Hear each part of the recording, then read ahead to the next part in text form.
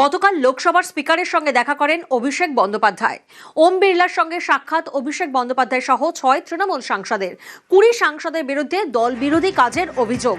কাকলি সুদীপদের বিরুদ্ধে স্পিকারের কাছে নালিশ। এনসিপিআইয়ের 20 জনের সদস্যপদ খারিজের আর্জি। কল্যাণের সাসপেনশন প্রত্যাহারের দাবি তৃণমূলের। গতকাল লোকসভার স্পিকারের সঙ্গে দেখা করেন অভিষেক বন্দ্যোপাধ্যায়। ওম বিড়লার সঙ্গে সাক্ষাৎ অভিষেক বন্দ্যোপাধ্যায় সহ 6 তৃণমূল সাংসদের। 20 সাংসদের বিরুদ্ধে দল বিরোধী কাজের অভিযোগ। কাকলি সুদীপদের বিরুদ্ধে স্পিকারের কাছে নালিশ। এনসিপিআইয়ের 20 জনের সদস্যপদ খারিজের আর্জি। কল্যাণের সাসপেনশন প্রত্যাহারের দাবি তৃণমূলের।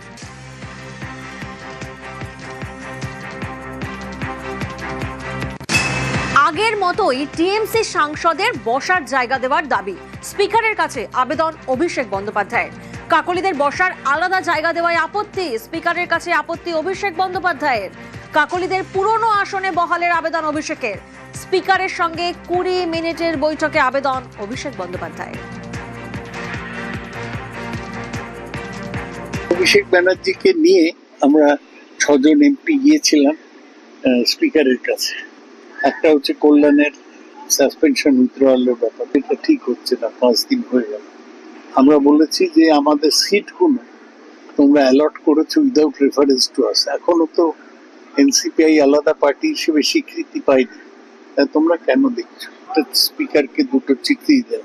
আর ডিসকোয়ালিফিকেশন পিটিশন গুলো এখনো কনসিডার করছো না কেন, এবং আমাদের পুরোনো সিটগুলো ফেরত। ফের অভিষেক বন্দ্যোপাধ্যায়ের বিরুদ্ধে থানায় নালিশ। এবার সরকারি নিয়ম না মেনে 2022 সালে করোনা টেস্ট করানোর অভিযোগ। ডায়মন্ড হারবারের তৃণমূল সাংসদ সহ 25 জনের বিরুদ্ধে থানায় অভিযোগ বিজেপি নেতা অভিজিৎ দাসের।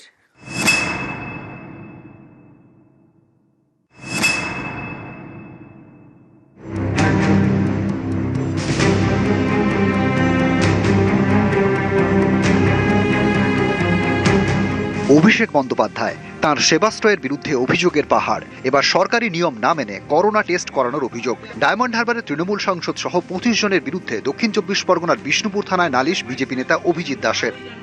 12 জানুয়ারি 2022-এ ও সারা বিশ্বকে জানালো ওনাকে এখানটা একটা আলাদা মডেল করছে ডায়মন্ড মডেলের পার্ট হিসাবে। এখানটায় ডক্টরস আর হুইলস এবং 53,203 জনকে ওনাকে কোভিড টেস্ট করিয়েছিল, এবং এখানটায় ডায়মন্ড হারবারের সংক্রমণের সংখ্যা খুব কম, মাত্র 2.1%। এটাই সারা বিশ্বকে বললো। তো এইটার বিষয়ে আমি ইনভেস্টিগেশন করতে গিয়ে দেখলাম যে ওর দেওয়া তথ্য সম্পূর্ণ হচ্ছে ফেক।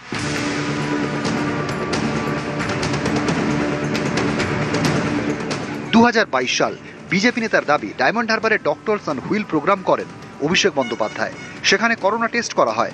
একদিনে নাকি 53,000 করোনা পরীক্ষা হয়েছে। অভিযোগ সেই টেস্টের জন্য কোনো সরকারি নিয়ম মানা হয়নি। বিজেপি নেতার আরও দাবি করোনা টেস্ট নিয়ে অভিষেক বন্দ্যোপাধ্যায় দেওয়া তথ্য ভুয়ো।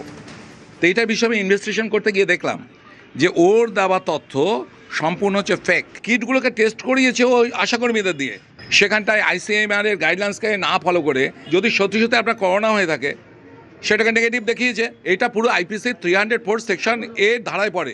এই জন্য অভিষেক ব্যানার্জির সঙ্গে সঙ্গে এখানকার ডিএম উলগানাথন, যিনি এসপি, যারা অপারেশনাল অ্যাসেট আরও যারা রয়েছে, সমস্তই কগনিজেবল অফেন্স এবং এফআইআর করার জন্য অনুরোধ করেছি আমরা।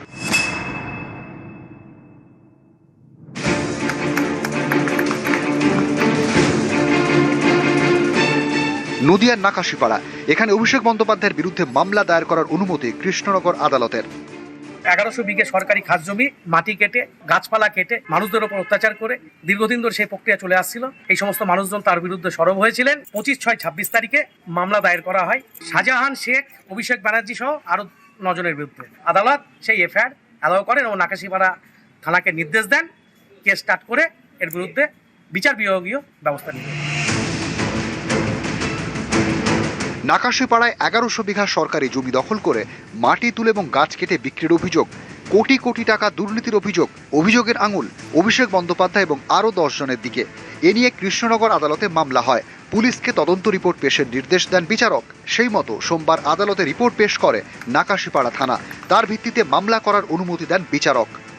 2016 সাল থেকে এই শাহজাহান বাহিনীরা দীর্ঘদিন ধরে মাটি কেটে গাছ কেটে সরকারি জায়গা এইভাবে নষ্ট করেছে। এমনকি সরকারি জায়গা বিক্রি পর্যন্ত করেছে। সঠিকভাবে তদন্ত করলে এইখানে যাদের যাদের নাম দেওয়া আছে শাস্তি পাবে। নিউজ 18 বাংলা।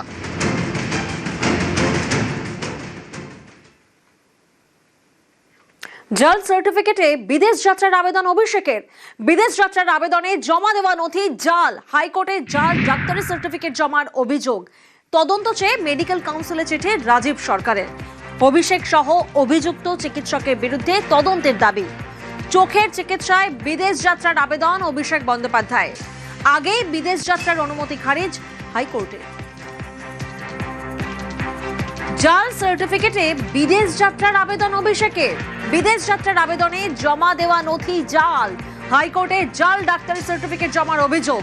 তদন্ত চেয়ে মেডিকেল কাউন্সিলে চিঠি রাজীব সরকারের। অভিষেক সহ অভিযুক্ত চিকিৎসকের বিরুদ্ধে তদন্ত দাবি। চোখের চিকিৎসায় বিদেশ যাত্রার আবেদন অভিষেক বন্দ্যোপাধ্যায়। আগেই বিদেশ যাত্রার অনুমতি খারিজ কলকাতা হাইকোর্টে।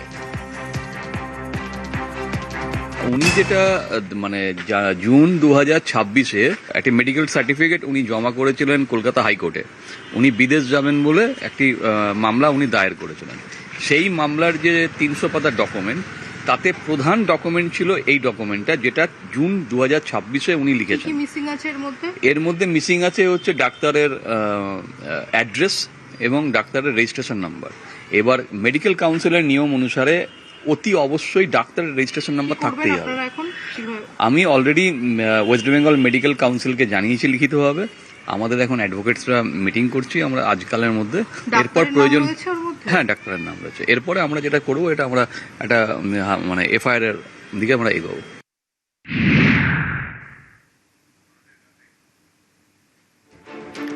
চোখ নিয়ে চোখা প্রশ্নের মুখে শহরের হাসপাতালের পরামর্শ নেওয়া হয়েছিল। দেশের অন্য প্রান্তে কি চিকিৎসা সম্ভব নয়? হাইকোর্টের প্রশ্নের মুখে অভিষেক বন্দ্যোপাধ্যায়।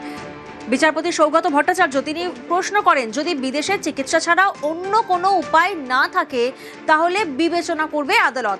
আমি মেডিকেল কাউন্সিলের সিনিয়র আইনজীবী ছিলাম, বিচারপতি সৌগত ভট্টাচার্য তিনি মন্তব্য করেন। ফলে কোথায় কি চিকিৎসা সেটা জানি, মন্তব্য বিচারপতি সৌগত ভট্টাচার্যের।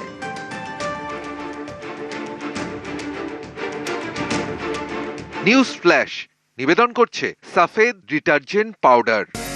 সাফেদ 500 গ্রাম মাত্র 42 টাকায়। अक्कड़ बक्कड़ बम्बे बो। বাড়িতে কোন টিএমটি লাগিয়েছো? মাইথন স্টিল। তোমার উপর ট্রাস্ট করতে পারি। ওকে। স্ট্রং মানে মাইথন স্টিল।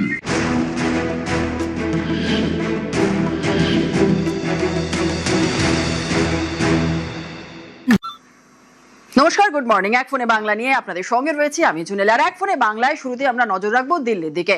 সংশোধনী বিল নিয়ে আজ আলোচনা। আজ সংশোধিত বিল নিয়ে আলোচনার সম্ভাবনা, এবং আপনাদের জানিয়ে রাখি যে স্পিকার সব পক্ষকে রাজি করিয়েছেন বলেই দাবি সূত্র মারফত। আরো বিস্তারিত জানাবে মৈত্রী আমাদের সঙ্গে রয়েছে। মৈত্রী, জুনেলা দেখো, গতকাল আমরা দফায় দফায় দেখেছি যে বিরোধীদের বিক্ষোভের জেরে এই সংশোধনী বিল টেবিল হলেও সেই বিল নিয়ে আলোচনা করা সম্ভব হয়নি। স্পিকার বারবার করে বিরোধীদেরকে অনুরোধ করেছেন যে তারা যেন আলোচনা করেন, এবং সরকার পক্ষ থেকেও এই অনুরোধ করা হয়েছিল। শেষ পর্যন্ত আমরা যেটা জানতে পারছি সূত্র মারফত, যে সরকার এবং বিরোধী পক্ষের মধ্যে রফা সূত্র মিলেছে এবং আজ থেকে এই বিলের চর্চা শুরু হবে। গতকাল প্রাথমিকভাবে স্পিকার ঘোষণা করেছিলেন যে প্রাথমিকভাবে 6 ঘন্টা বিলে আলোচনার জন্য ধার্য করা হচ্ছে, কিন্তু যদি বিরোধীরা চান তাহলে সময় আরো বাড়ানো যেতে পারে। ফলে আশা করা যাচ্ছে যে আজকে এই সংশোধনের উপর বিস্তারিত আলোচনা শাসক এবং বিরোধী দুই পক্ষের মধ্যেই হবে লোকসভায়। একেবারে সঙ্গে থাকো মৈত্রী। जब से वो बोल रहे थे कि ये डिस्कशन चाहिए तो सरकार मान गए। अच्छा, इस दफा भी हो गया। फिर ये इतना इम्पोर्टेंट, जिस इशू में इतना दिन लड़ाई चल रहे थे उसी इशू का इतना इम्पोर्टेंट बिल लाए तो उस पर डिस्कशन चाहिए, तो डिस्कशन दे दिया। 6 घंटा प्लस भी बोले, जितना भी जाए सजेशन भी बोले। जनरल सरकार ऐसा नहीं बोलते, फिर इस बार बोले सजेशन भी दे दीजिए, हम लोग ले लेंगे। उसके बाद भी अगर अपोजिशन बात नहीं करना चाहते, टाइम वेस्ट कर रहे हैं, तो फिर इसका मतलब कुछ नहीं है। शायद कल से होगा, तो यही आशा रखते हैं कि कल से डिस्कशन करेंगे इस बिल पे।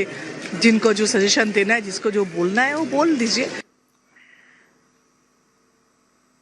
নেট আন্দোলনে শিক্ষামন্ত্রী ধর্মেন্দ্র প্রধানের ইস্তফা, এমন প্লেটে সাজানো ইস্যু যেন কেটে খেতে পারল না বিরোধীরা, বরং ধর্মেন্দ্র প্রধানকে বীরের সাজে বরণ করে তাকে আত্মত্যাগের মর্যাদা দিল বিজেপি। আর অন্যদিকে ধর্মেন্দ্রের ইস্তফার পর এখন ইন্ডি জোটের হাত খালি। প্রশ্ন ফাঁস বিরোধী বিল পেশের সময় হট্টগোল করে বিজেপির হাতে ইস্যু তুলে দিল বিরোধী শিবির।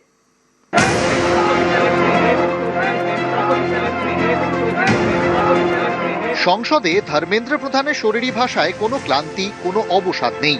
তিনি হালকা মেজাজেই সংসদে গেলেন। সহযোদ্ধাদের থেকে যেন বীরের মর্যাদা পেলেন। পাগড়ি পরিয়ে তাকে বরণ করা হলো।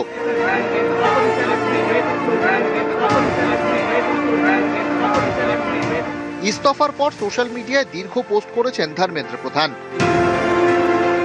লিখেছেন, দেশ বিরোধী শক্তি যাতে পরিস্থিতি সুযোগ নিতে না পারে তাই তিনি সরে দাঁড়াচ্ছেন।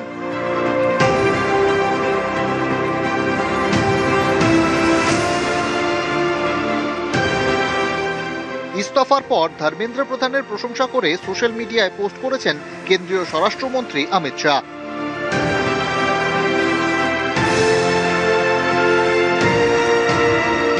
সোমবার সংসদে ধর্মেন্দ্র প্রধানের সংবর্ধনা গেরুয়া শিবিরের কৌশল বদল নয়, বরং দেশের স্বার্থে ধর্মেন্দ্র আত্মত্যাগ করেছেন বলে যে বার্তা তারা দিতে চাইছেন, সেই বক্তব্যেই তাঁরা যে অনড় রয়েছেন তারই প্রমাণ।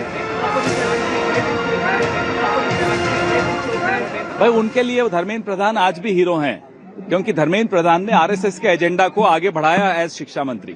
आरएसएस के लोगों को सब जगह वाइस चांसलर बनाया, तो धर्मेंद्र प्रधान तो आरएसएस का हीरो। बक्कड़ बक्कड़ बम्बे बो